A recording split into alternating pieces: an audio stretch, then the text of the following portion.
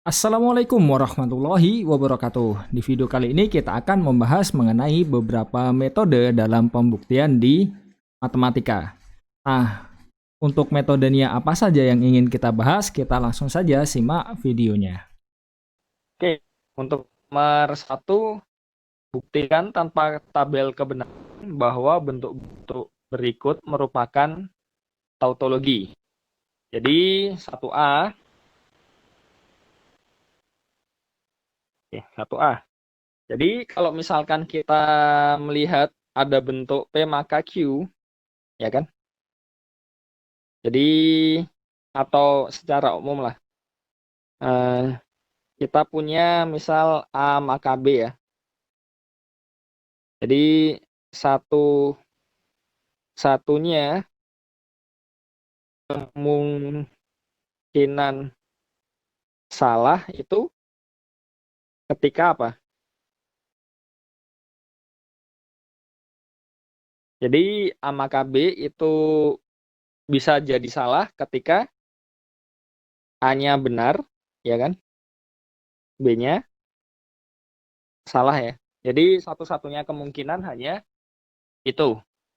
Nah, berarti kalau misalkan kita punya ini penghubungnya dan ya, A benar dan B-nya salah. Jadi kita punya A maka B akan jadi salah.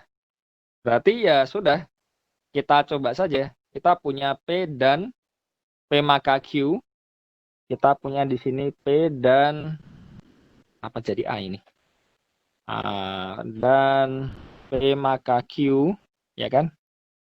Terus di sini ada maka Q ya. Di nah, ketika um, statement ini benar, ya kan? Diperoleh apa? Jadi kita punya dan itu benar ya. Berarti kan artinya ya yang depannya benar, belakangnya benar kan? Artinya berarti di sini P-nya benar, kan? Dan juga P maka Q itu benar. Oke ya. Jadi di situ. Nah, kalau misalkan P-nya benar, terus P maka Q benar, berarti dari sini apa? Di sini kan dia sudah benar. Berarti Q-nya mungkin salah atau tidak? Berarti kan tidak mungkin kan? Berarti mau tidak mau harus Q-nya benar. Dan itu artinya apa? Ya di bagian ini kan tadi kalau kita lihat AB seperti itu kan berarti ini A-nya, ini B-nya. Berarti apa? Jadi ketika A-nya benar, diperoleh B-nya juga benar. Jadi ini saya labeli satu ya. Ah, Pernyataan satu merupakan tautologi. Oke, mungkin itu dulu. Satu A ada yang mau ditanyakan atau tidak?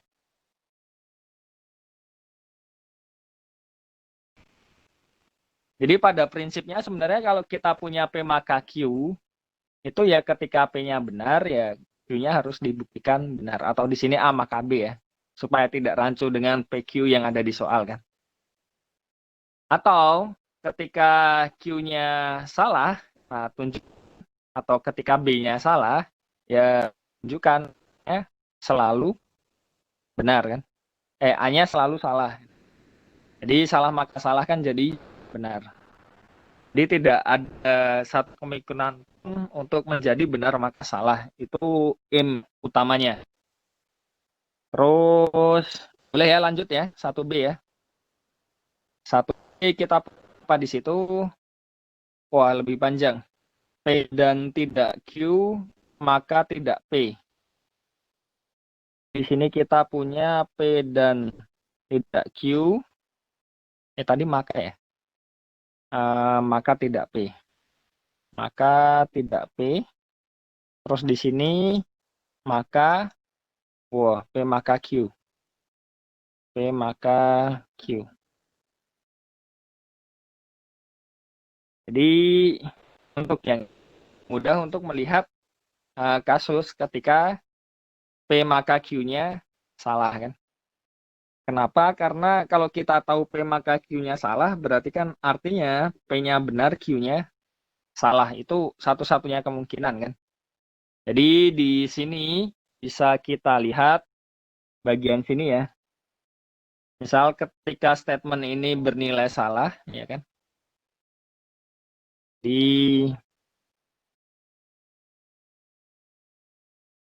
Kita punya ketika agak susah nulisnya. P maka Q bernilai salah diperoleh apa?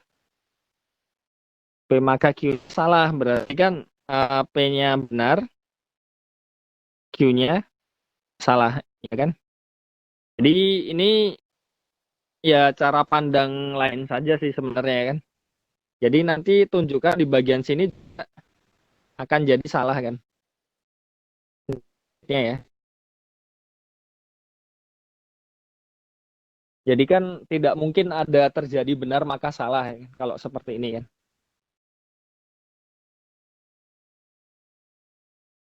Terus kalau P-nya benar, Q-nya salah, artinya apa? Kita punya P dan artinya P dan tidak Q. Berarti ini nilainya apa? Kita punya benar dan tidak salah ya, berarti benar ya. Ini jadi benar. Terus tidak P itu jadi ini salah ya. Ya kan?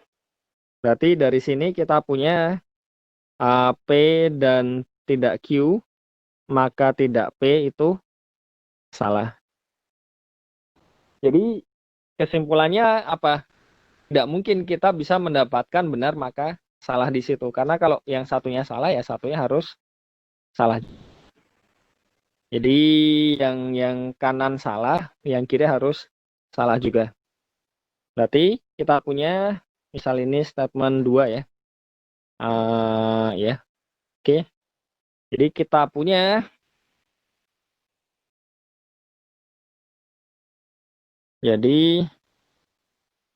pernyataan 2 merupakan tautologi.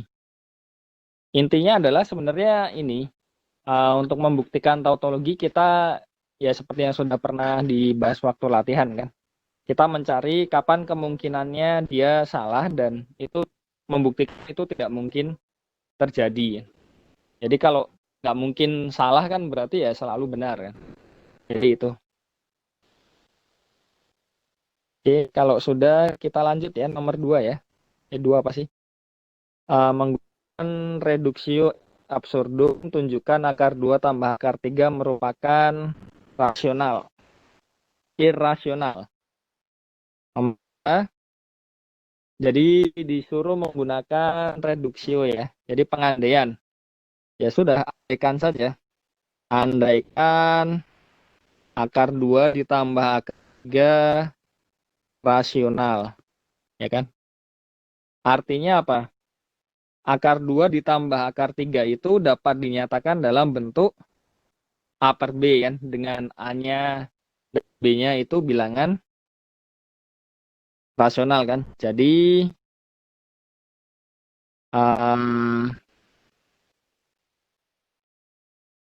oh ya sebelumnya kayaknya ini lebih mending ini dulu ya. Kita mention ini dulu. Jadi perhatikan kalau misalkan kita punya apalah XY ya. XY itu bilangan rasional. Ya enggak? Jadi XY-nya rasional. Jadi untuk setiap XY bilangan rasional kita punya jumlahannya juga masih rasional. Terus perkaliannya kan juga rasional. Ya enggak? Kenapa? Karena kalau misal ini X-nya A per B, Y-nya C per D. Berarti kan X plus Y itu kan nanti jadi A per B plus C per D, kan jadi AD plus BC per BD ya. Di sini otomatis B 0, D-nya tidak 0 ya. Syaratnya rasional. A, B, C, D di Z. Jadi ini ya, dia di Q ya. Seperti ini. Terus XY-nya jadi A per B plus C per E kali. Dikali per D jadi AC per BD. Ini juga di Q. Nah, di sini uh, ya coba aja kita gunakan. Jadi R2 tambah R3 itu misalkan dia rasional. Jadi, misalkan akar 2 ditambah akar 3 itu sama dengan Z. Ini anggota Q ya. Misalkan ya. Berarti kan kita punya Z kuadrat. Itu kan Z kali Z. Berarti kan dia sama saja akar 2 tambah akar 3 dikali akar 2 tambah akar 3. Ini jadi apa? Tujuan saya itu supaya yang di dalam akarnya itu hanya satu. Jadi kalau akarnya ada dua itu agak susah nanti mencari kontradiksinya kan. Jadi di sini kita punya ditambah akar 6, ditambah di sini kita punya 3 ya. Ya kan bener kan? Oke. Kita punya 5 tambah 2 akar 6. Ya, Z kali Z berarti kan ini juga anggota Q kan? Oke ya.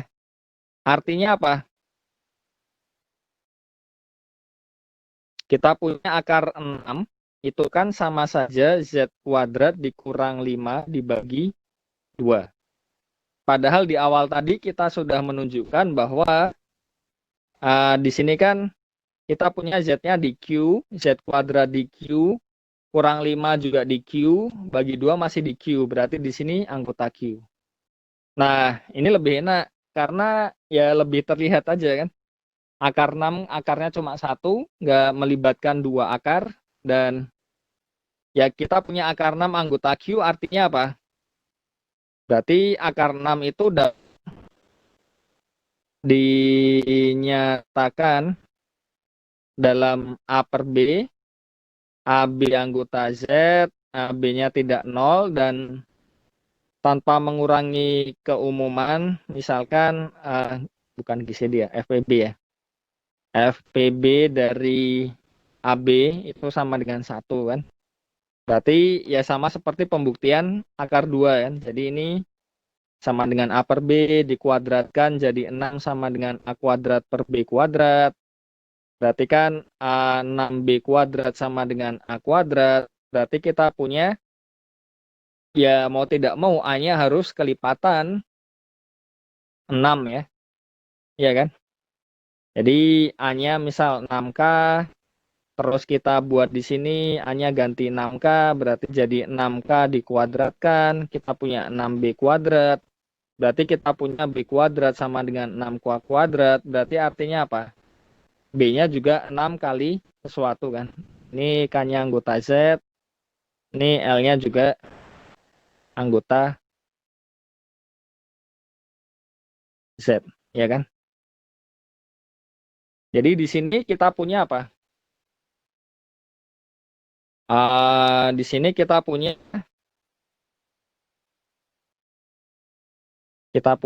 FPB dari AB itu tidak sama dengan 1. Yang berakibat ya berarti akar 6 ini bukan rasional.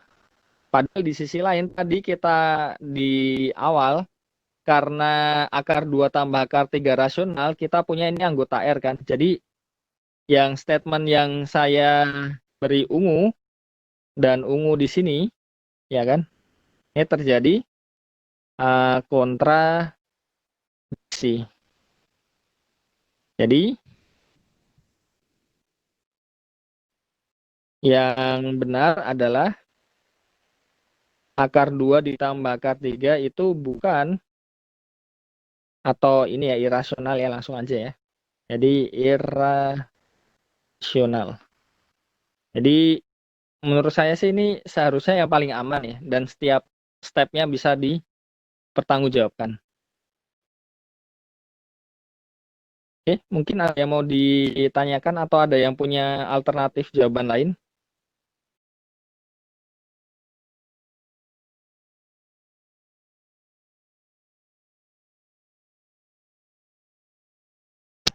Saya rasa alternatifnya baik. Kenapa? Suaranya keputus. Ulangi, saya Alsya nanti nanti banyak kalau banyak harus gitu kan, kalau enggak harus gitu kan. Iya, enggak harus. Jadi ini salah satu langkah aja. Yang penting ini setiap stepnya itu dapat dipertanggungjawabkan sih, itu aja kan. Karena yang biasa terjadi, yang harus dihindari, itu kita tidak bisa mengatakan, kalau di depan ini tadi kan kita bisa mengatakan dengan mudah kalau rasional tambah rasional hasil rasional. Jadi jangan sampai di stepnya itu ada statement kalau irasional tambah irasional nanti jadi irasional. Itu belum tentu berlaku ya.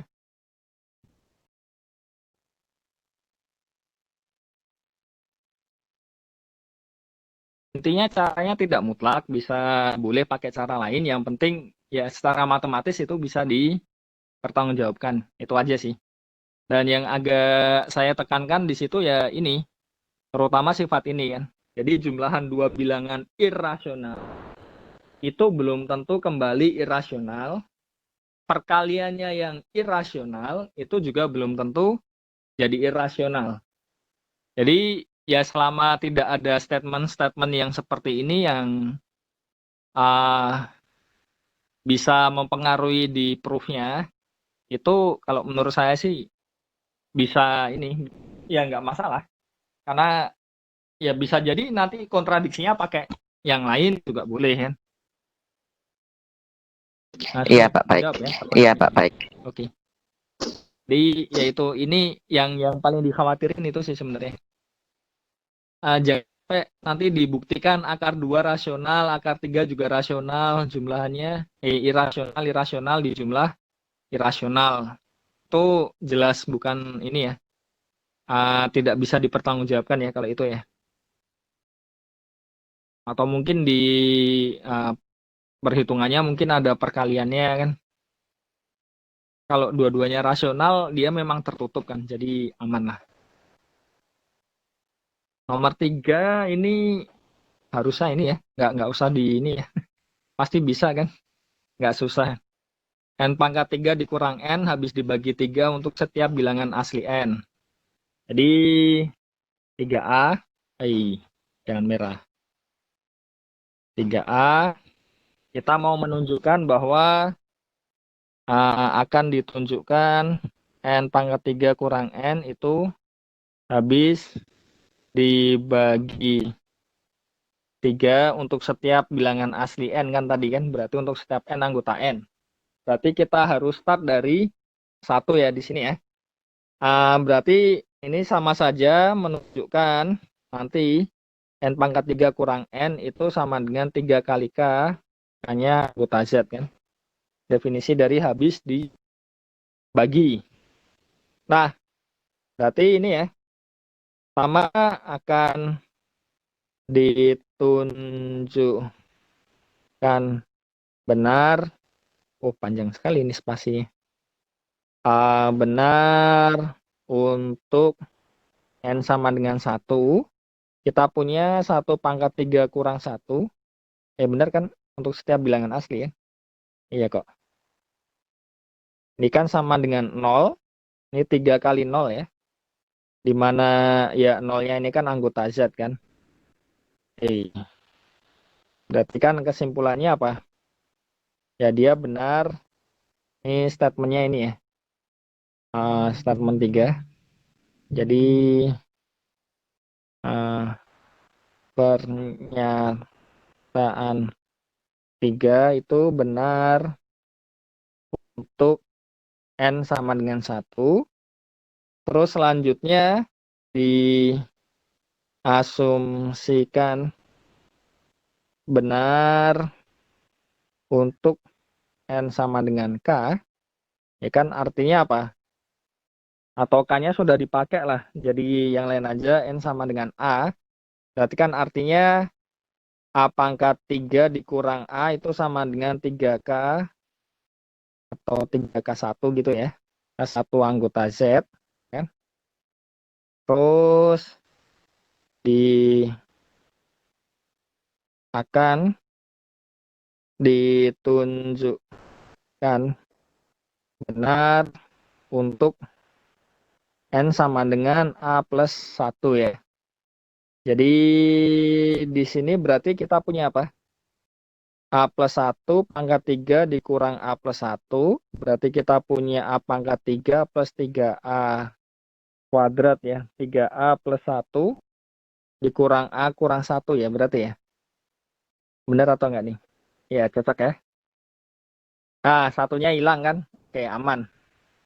Satunya hilang. Oke. Di sini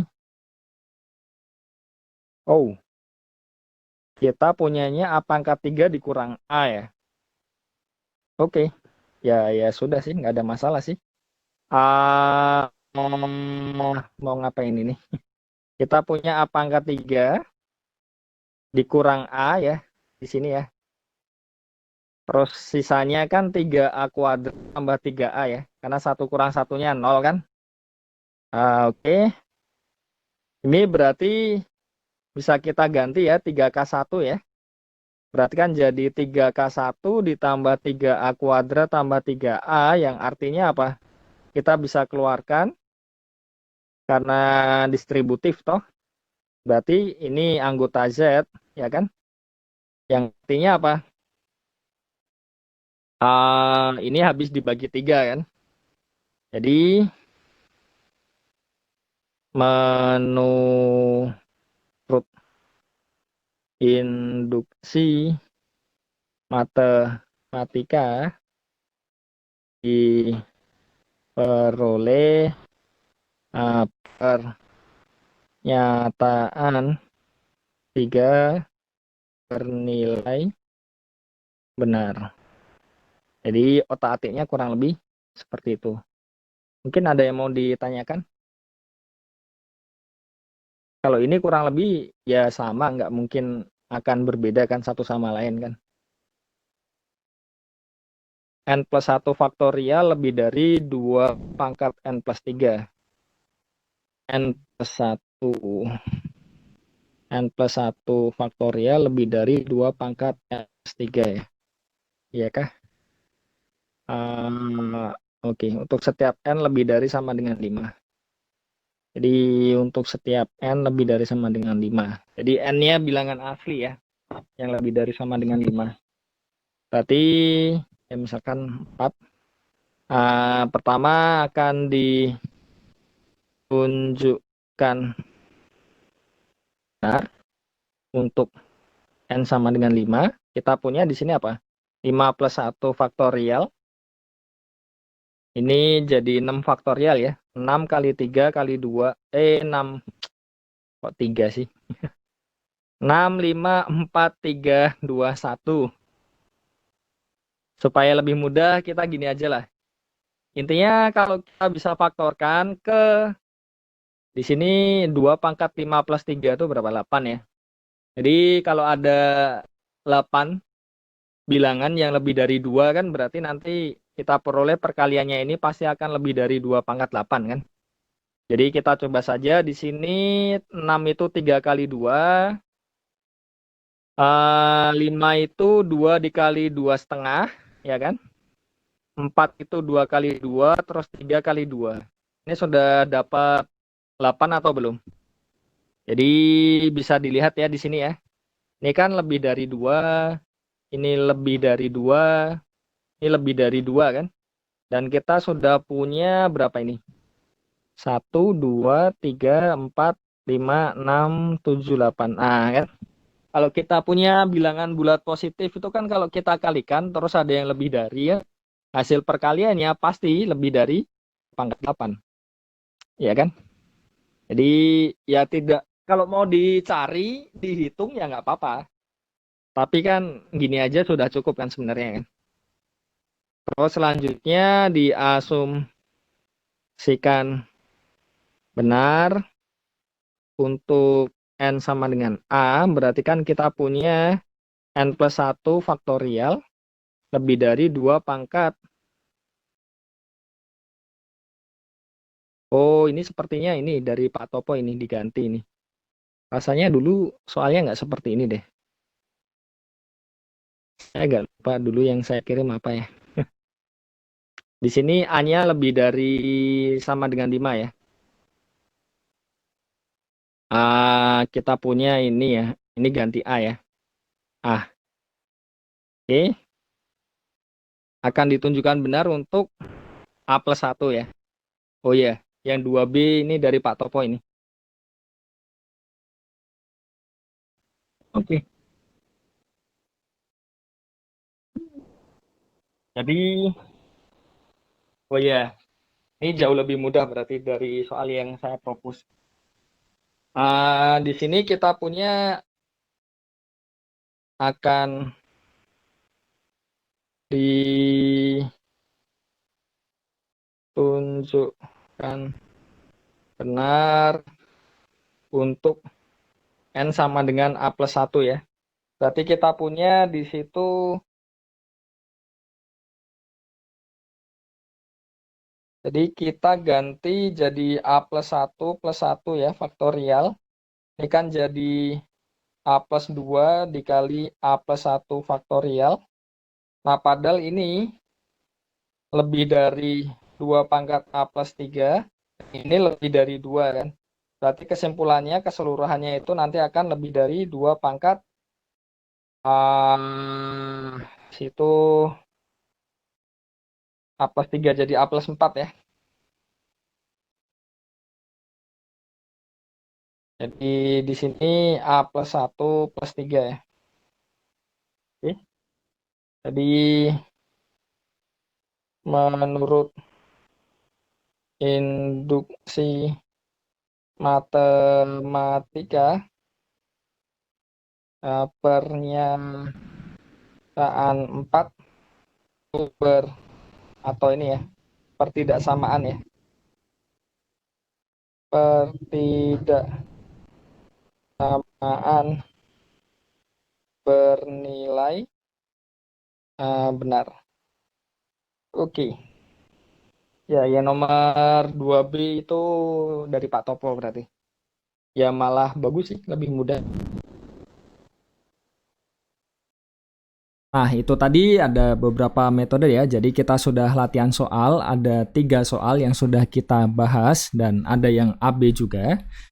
Semoga dapat dipahami dengan baik dan semoga bermanfaat. Wassalamualaikum warahmatullahi wabarakatuh.